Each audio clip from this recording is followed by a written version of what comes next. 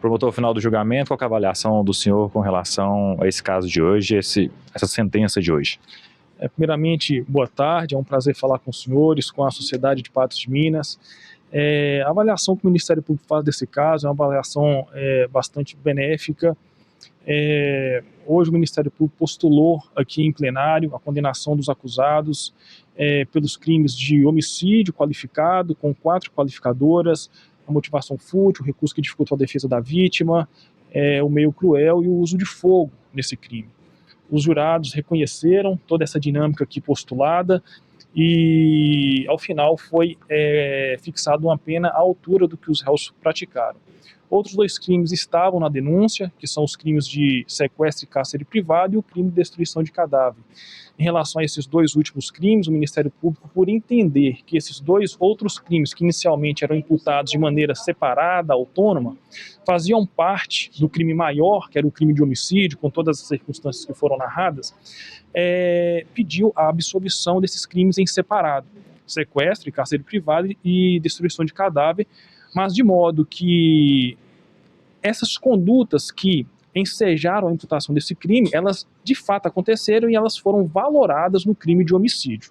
Então, embora os fatos também aconteceram em relação a essas 2 últimas condutas, o crime propriamente houve a absolvição desses 2, mas os fatos foram ponderados por ocasião da fixação da pena pelo magistrado. Agora, doutor, foi esse processo todo, né, do dia do crime até o dia de hoje foi muito rápido, né, cerca de 1 ano. Por que disso?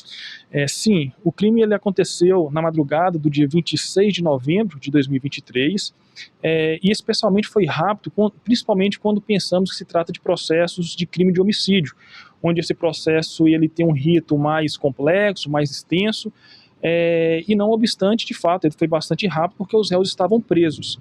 Então, a legislação prevê uma maior celeridade de processos em que se encontra réus que estejam presos, como é o caso aqui hoje dos denunciados levados a julgamento. Agora, com relação ao terceiro que inicialmente era acusado, você tem informações sobre ele, se ele se encontra preso, qual é a situação dele atual?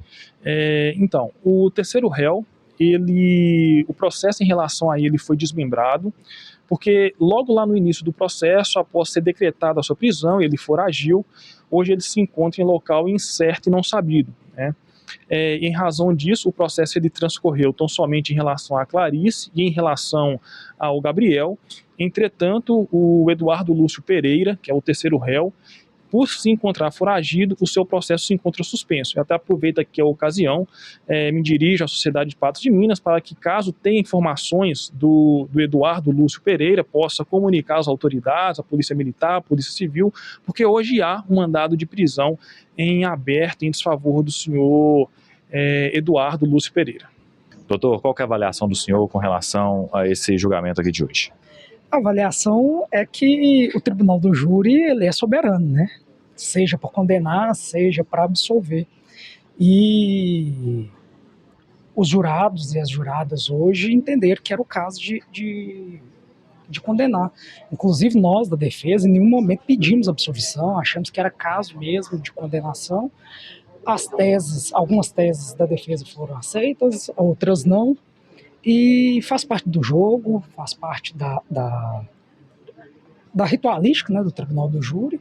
E agora a gente vai ponderar se é caso de recorrer ou se deixar transitar em julgado. A Clarice, ela já comentou se deseja recorrer ou ainda não teve essa oportunidade? Não, ainda não conversei com ela, né? Acabou de ser prolatada a sentença, então ainda vou conversar com ela.